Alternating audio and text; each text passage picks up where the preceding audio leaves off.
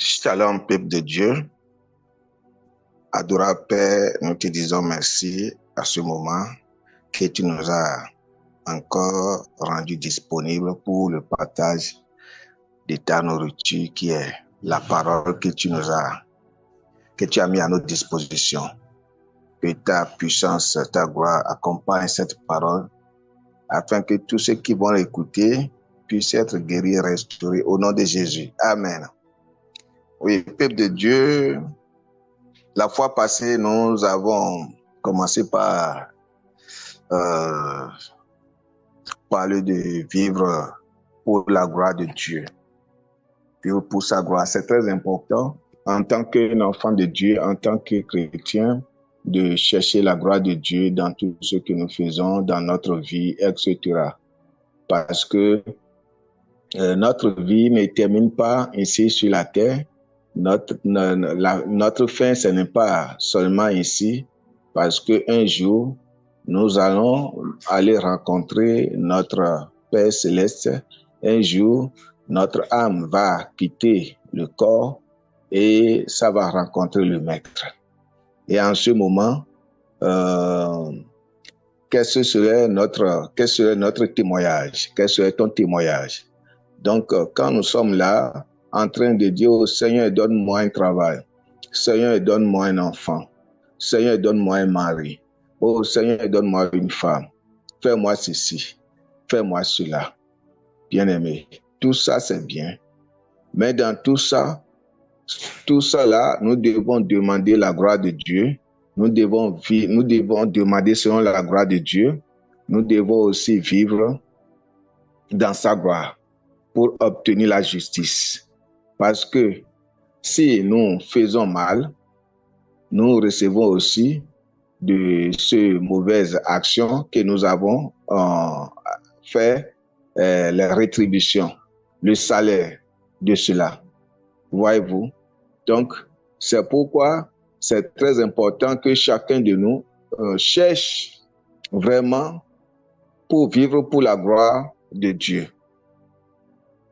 Nous avons vu dans l'Apocalypse la fois passée, l'Apocalypse 22, à partir du verset 12, et le Maître en train de nous avertir, en train de nous signaler à son arrivée, est-ce qu'il va nous trouver fidèles, est-ce qu'il va nous trouver vraiment, est-ce qu'il va nous voir dans sa gloire, vous voyez. Je nous lis Apocalypse 12, nous allons lire jusqu'au verset 15. Apocalypse chapitre 22. Apocalypse 22, du 12e au 15e verset. Amen. Alors, le verset 12 dit ceci. Il dit, voici, je viens bientôt et ma rétribution est avec moi pour rendre à chacun selon ce qu'est son œuvre. Selon ce qu'est son œuvre. Vous voyez? Il dit que ma rétribution, son salaire, ce qu'il doit donner à chacun, selon ce qu'il a fait. C'est pourquoi c'est très important à chacun de nous de vivre dans la parole de Dieu, de vivre dans la gloire de Dieu. Vous voyez? Donc, nous n'allons pas penser que notre vie, c'est fini sur la terre. Non. C'est pas fini, bien-aimé, c'est pas fini. Cherche la gloire de Dieu, cherche la volonté de Dieu dans tout ce que tu fais. Cela est bénéfique pour ta vie, cela est bénéfique pour notre évolution spirituelle. Le verset 13 dit quoi? Le verset 13 dit, je suis l'alpha, l'oméga, le premier et le dernier, le commencement et la fin. Le verset 14 dit, heureux ceux qui lavent leurs robes, afin d'avoir droit à l'arbre de vie et d'entrer par les portes dans la ville. Regarde bien le verset 14 encore. Il dit, heureux ceux qui lavent leurs robes. Bien-aimés, ceux qui lavent leurs robes sont ces personnes qui surveillent eux-mêmes. Ce sont ces personnes qui sont averties à travers la parole de Dieu. Ce sont ces personnes qui ont la crainte de Dieu, qui ne veulent pas que quelque chose puisse tacher les robes, quelque chose puisse tacher leur avenir, etc. Ils veillent au grain. Voyez-vous, ils ont la crainte, ils veillent au grain. La crainte, pourquoi? Non, bien aimé, si nous ne vivons pas la gloire de Dieu, si nous ne vivons pas selon la volonté de Dieu, notre vie, nous ne pourrons pas être vraiment heureux sur la terre. Même nos demandes, ce que nous présentons devant Dieu, on dit, oh Seigneur, donne-moi ceci, Seigneur, fais-moi tel, fais-moi ceci, etc. Ça va retarder, même nos demandes, nos prières vont être retardées. Vous savez, des gens prient juste pour prier, pour demander, mais ils ne veulent pas rester dans la volonté de Dieu, ils ne veulent pas rester dans les stratégies spirituelles dont Dieu même a voulu. Il veut seulement dire, bon, Dieu a dit de demander, je demande. Mais Dieu a dit de demander, tu demandes, mais Dieu n'a pas dit de demander et tu demandes, et tu es étant dans la poubelle, étant dans des saletés, et que tu continues, et tu sais que tu es dans la saleté, et que Dieu est saint, Dieu est propre, et tu continues dans la saleté, et tu demandes à Dieu, bien-aimé, non, vivre pour la gloire de Dieu, cela n'a pas te demandé de rester dans tes saletés et demander. Celui qui peut être en train de voler, un voleur qui va aller voler, dire au Seigneur, aujourd'hui encore, cette nuit encore, j'irai maintenant voler quelqu'un, protège-moi sur mon chemin, afin que vraiment le vol puisse être réussi, puisse être quelque chose du succès. Bien-aimé, ça, est-ce que ce genre de prière, regarde toi-même, c'est ce genre de prière, est-ce que Dieu peut vraiment t'accompagner dans cela? Est-ce que c'est la volonté de Dieu pour cela? Allez dans les Écritures, la Bible nous a dit que c'est lui qu'il faut travailler, il a dit qu'il faut travailler afin de donner aussi aux gens, afin de bénir aux gens. Vous voyez? Donc, la Bible a refusé quoi? Le paresse. Le paresse, Dieu a dit non. Que celui de ne pas se paresser, de chercher quelque chose à faire. Voyez-vous? Et c'est pourquoi Daniel a dit que ce Dieu bénit les œuvres de nos mains. Les œuvres de nos mains que Dieu bénit, bien-aimé, ce n'est pas aller prendre ta main pour aller voler quelqu'un, pour aller détruire quelqu'un, pour faire du mal. Non, Dieu ne bénit pas ça. Dieu bénit les œuvres de tes mains, du fond de ton cœur, les labeurs, ton travail, ce que tu sais faire, qui peut maintenant te procurer de l'argent, qui peut maintenant te donner quelque chose. Dieu bénit ça. Donc, c'est ça. Donc, rester dans la saleté et pour dire, allez, Seigneur, accompagne-moi peut-être dans le vol, maintenant peut-être dans la prostitution. Par exemple, celle-là qui sort pendant les nuits pour aller travailler, chercher des garçons, dire au Seigneur, encore, vraiment, je sors encore ce soir en tant qu'une femme, bien en tant qu'une fille, pour aller vendre mon corps. Et il faut que tu sois avec moi afin que les bandits ne me rencontrent pas, afin que des gens ne me fassent pas du mal. Bien-aimé, c'est malheureux. Dieu n'est pas dans ça. Il faut être vraiment né de nouveau. Va chercher Dieu. Dieu n'est pas dans ça. La Bible dit que ton corps n'est pas ton corps. Ton corps, tu te vantes aujourd'hui, tu dis c'est mon corps. Quand des gens te parlent, tu dis c'est mon corps. Tu dis oui, c'est mon corps. Bien-aimé, je te dis non. L'Écriture dit que ton corps n'est pas ton corps parce que Jésus-Christ de Nazareth a vraiment payé pour ton corps. Il a versé son sang pour ton corps. Lorsque nous disons, si nous connaissons Dieu ou pas, et nous disons que c'est mon corps, nous pourrons faire tout ce que nous voulons avec notre corps, c'est une erreur. C'est une erreur. Tu dois te repentir et reviens maintenant à Dieu afin que la grâce puisse abonder dans ta vie. Vivre pour sa gloire et abandonne maintenant, délaisse maintenant toutes ces mauvaises voies-là qui te conduisent à la mort et à la mort subite. Et toutes ces voies-là qui te conduisent à des maladies incurables. Des maladies, je dis bien des maladies incurables. Et aussi qui te conduit maintenant vers des maladies spirituelles. Des maladies spirituelles comme femme de nuit, homme de nuit, etc. comme si on parle de femme de nuit, on peut aussi parler d'homme de nuit, mari de nuit. C'est ça, femme de nuit, mari de nuit. Voyez-vous, bien-aimé. Donc, celui qui vit la gloire de Dieu ne peut pas aussi rencontrer toutes ces choses-là sur ces chemins.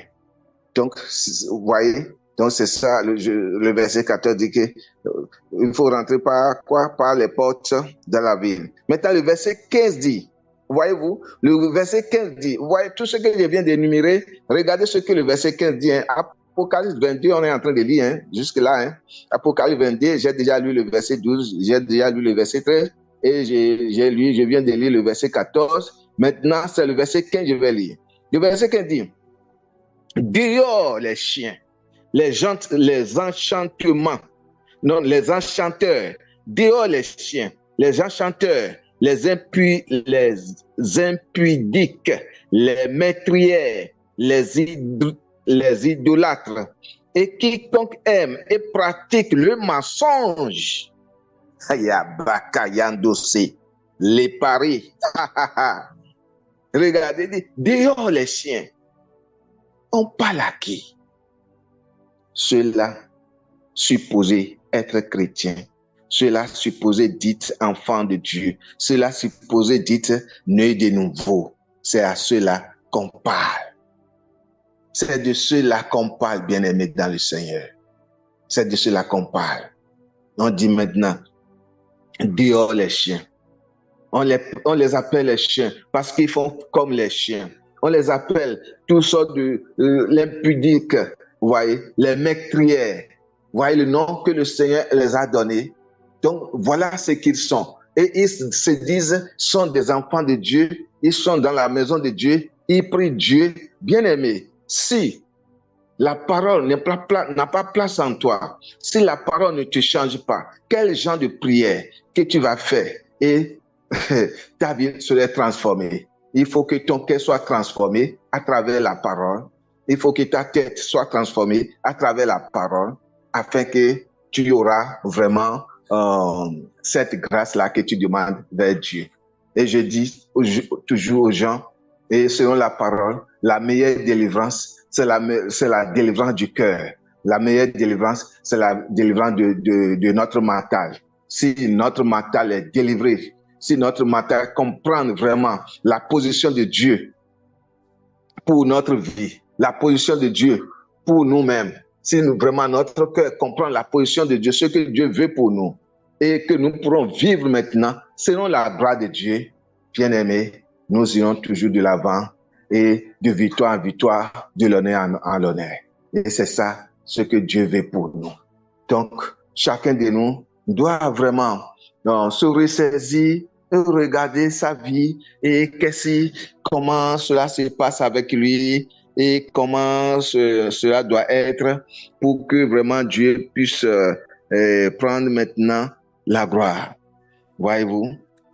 Donc, nous allons regarder rapidement avant de Matthieu 24. Nous allons regarder quelque chose encore dans le livre de Matthieu 24. Matthieu 24, verset 45. Nous allons regarder quelque chose là rapidement, bien-aimé dans le Seigneur. Voir qu'est-ce que le Seigneur dit ici. Matthieu 24, verset 45, il dit ceci. Quel est donc le serviteur fidèle et prudent que son maître a établi sur ces gens pour leur donner la nourriture au temps convenable? Voyez-vous? Il dit, quel est donc, bien-aimé, si le maître te connaît, si tu vis dans sa gloire, si tu vis dans son obéissance, si tu vis selon sa volonté, voilà ce qu'il va dire. Il dit que quel est donc le serviteur fidèle?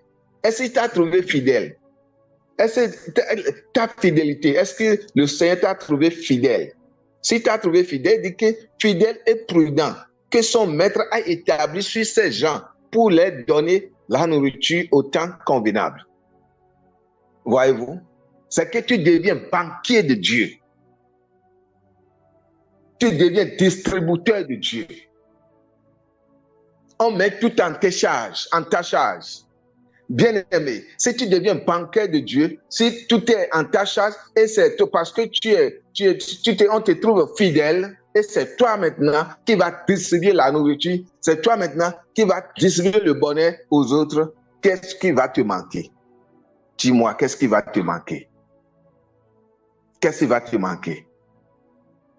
Tout ce qu'on demande ici, c'est ta fidélité. Ta fidélité. Ta fidélité dans la parole de Dieu, ta fidélité en toutes choses, ta fidélité. Ta fidélité. Si le Seigneur te trouve fidèle, si le Dieu que tu sais, le Dieu que tu cries tant, le Dieu que tu gênes, le Dieu que tu demandes secours, si vraiment il te trouve fidèle, la Bible dit, la parole dit, il met tout à ta disposition. Et tu deviens maintenant distributeur. Distributeur. Qu'est-ce qu'il a dit à Abraham? Il a dit à Abraham, je vais te bénir et je te fais source de bénédiction. Pourquoi? Parce qu'il a trouvé Abraham fidèle. Parce qu'il a trouvé fidèle. Et aujourd'hui, nous sommes tous appelés de la race d'Abraham, d'Isaac, de Jacob.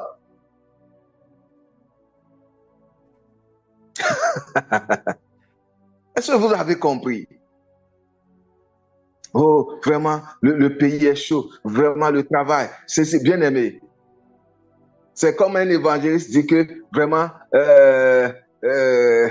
qui n'a pas des âmes à gagner, ou bien, bien aimé. Rien.